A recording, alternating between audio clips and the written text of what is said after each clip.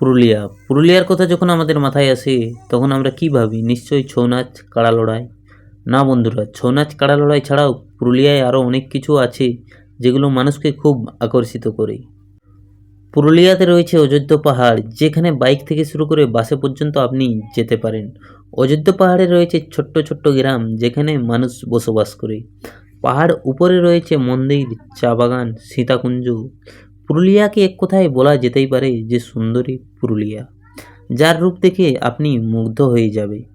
কখনো পলাশ ফুলে লাল লাল, তো কখনো কাশ ফুলে মন ভরে যাবে, তো কখনো চারদিকে সবুজ সবুজ, তো কখনো চারদিকে বন জঙ্গল, তো বন্ধুরা কখনো চারদিকে ঘেরা পাহাড়। হ্যাঁ বন্ধুরা, এটাই তো হচ্ছে সেই সুন্দরী পুরুলিয়া। 2011 সাল অনুযায়ী পুরুলিয়া জেলার মোট জনসংখ্যা 29,27,965 জন। এই জেলায় মোট 87% গ্রামীণ এবং 13% শহরাঞ্চলে বাস করে এবং জনসংখ্যার প্রায় 51% পুরুষ ও 49% মহিলা রয়েছে। পুরুলিয়া জেলার মানুষ বেশিরভাগ চাষবাস করে এবং ভিন্ন জেলায় কাজ করতে চলে যায়।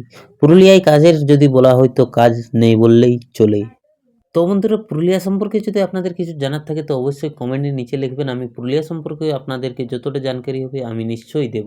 আমার বাড়ি যেহেতু পুরুলিয়া একটি ছোট্ট গ্রামে, তাই আমি পুরুলিয়াকে নিয়ে আগে আমি ভিডিও বানালাম, কেননা আমার জন্মভূমি। আমি আগে প্রথম ভিডিও বানাবো, তারপর না হয় আমি কন্টেন্ট নিয়ে ভিডিও করব।